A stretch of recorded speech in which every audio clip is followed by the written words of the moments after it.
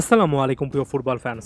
Inter মামির কোচের দায়িত্ব ছেড়েছেন টাটা মার্টিনো এবং ছেড়েছেন বলতে এখানে বোঝাচ্ছি যে অফিসিয়াল আপডেটটা বলছে যে ইন্টার মামি কোচ ব্যক্তিগত কারণে সরে দাঁড়িয়েছেন, অর্থাৎ এখানে স্যাকড হননি। হয়তোবা তাকে সম্মান জানানোর জন্য ইন্টার মামি এমন একটা ব্যবস্থা করে দিতে পারে। মোদ্দা কথা হচ্ছে ইন্টার মামির কোচ হিসেবে টাটা মার্টিনোকে আর দেখা যাবে না। জেরার্ডো মার্টিনো কিংবা টাটা মার্টিনো নামে পরিচিত এই আর্জেন্টাইন কোচ ইন্টার মামিতে অম্ল মধুর একটা সময় কাটিয়েছেন।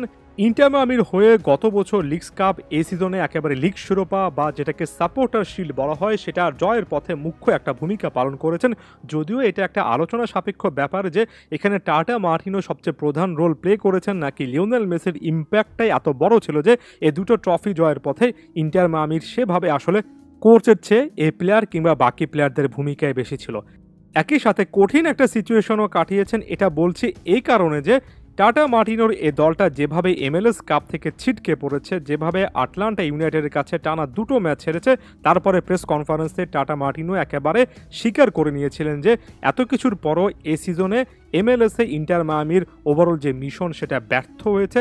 ব্যর্থতার দায় তিনি নিয়েছিলেন, বলেছিলেন এমএলএস কাপে ভালো করলে ইন্টার মায়ামির এ সিজনটা ভালো গিয়েছে, সেই জিনিসটা বলা যেত। কিন্তু এই লিগ টাইটেল বা সাপোর্টার শিল্ড জয়ের পরও খুব একটা বেশি এখানে ভালো অবস্থা তিনি আসলে তৈরি করতে পারেননি। অর্থাৎ এক কথায় একেবারে সহজ একটা স্বীকারোক্তি ছিল। অবশ্যই একজন কোচ হিসেবে এ দুটো ট্রফি জয়, বিশেষ করে এ সিজনে যেভাবে ইন্টার মায়ামি লিগ টাইটেল জয়ের পথে ঘুরে দাঁড়িয়েছে, গত সিজনে একেবারে ডিজাস্টারাস পারফরমেন্সের পরে এবারের এমএলএস রেগুলার লিগে ইন্টার মায়ামির ভালো পারফরমেন্স, একটা লম্বা সময় যখন লিওনেল মেসি ইনজুরিতে ছিলেন তখন টাটা মার্টিনো এই দলটাকে সামলেছেন এবং ওই ফেজটাতে ইন্টার মায়ামি পার্টিকুলারলি ভালো খেলেছে এবং এই কয়েকটা পয়েন্টের জন্য অবশ্যই বাহবা এই আর্জেন্টাইন কোচ পেতে পারেন। তবে একই সঙ্গে বেশ কয়েকটা ডিফেন্সিভ ডিসিশন, বিশেষ করে ট্রান্সফার মার্কেটে ডিফেন্সিভ প্লেয়ারদেরকে নিয়ে টাটা মার্টিনোরও কিন্তু সিদ্ধান্ত নেওয়ার একটা ব্যাপার ছিল এবং এখানে মার্টিনো যে সকল সিদ্ধান্তগুলো নিয়েছেন, এর আগেও বলেছি এখনও বলছি, খুব একটা বেশি ভালো হয়নি। ইন্টার মায়ামির ডিফেন্সের যে সকল প্লেয়াররা ছিলেন বা এখনও আছেন, সেটা টমাস অ্যাভিলেস বলেন, সেটা ডেভিড মার্টিনেজ বলেন, সেটা বাকি প্লেয়াররা বলেন, খুব একটা বেশি আসলে ভালো এখানে প্লেয়ার আমি দেখছি না, আমরা কেউ আসলে দেখছি না এবং এটা নেপথ্যে বাকি সকলেরও ব্যর্থতা আছে। যারা এ দলটা চালান তাদেরও ব্যর্থতা বা মালিক পক্ষেরও ব্যর্থতা আছে। তবে এখানে কোচের একটা ইনপুট ছিল, সে জায়গা থেকে টাটা মার্টিনোর ডিফেন্সিভ এই ডিসিশনগুলো খুব একটা পক্ষে যায়নি। ব্যাপারটা একেবারে স্বাভাবিক ছিল। এমএলএস কাপের আগে বা প্লে অফের এই ম্যাচগুলোর আগে ফ্যাব্রিজিও রোমানোকে লিওনেল মেসি একটা ইন্টারভিউ দিয়েছিলেন, যেখানে ক্লিয়ারলি তিনি বলেছিলেন যে তিনিও মনে করেন যে ইন্টার মায়ামির আরও অনেক ভালো খেলা উচিত। ইন্টার মায়ামি সেই জিনিসটা করতে পারেনি, ব্যর্থতার দায় এই জায়গা থেকে ইন্টার মায়ামির এই কোচ টাটা মার্টিনো নিলেন। এখন অনেক অনেক রিউমার আছে, একজন কোচ যাওয়ার পরে নতুন কোচ আসার প্রসেসটাকে একটু হলেও ডিলেড প্রসেস হতে হয়। যেমন শুক্রবারে ইন্টার মায়ামি এটা নিয়ে একটা স্টেটমেন্ট ছাড়বে, তবে তার আগেই মিডিয়া হাউসগুলো একটার পর একটা রিপোর্ট করছে এবং এই মুহূর্তে সবচেয়ে বড় রিউমার হচ্ছে জাভি নাকি কোচ হিসেবে আসবেন।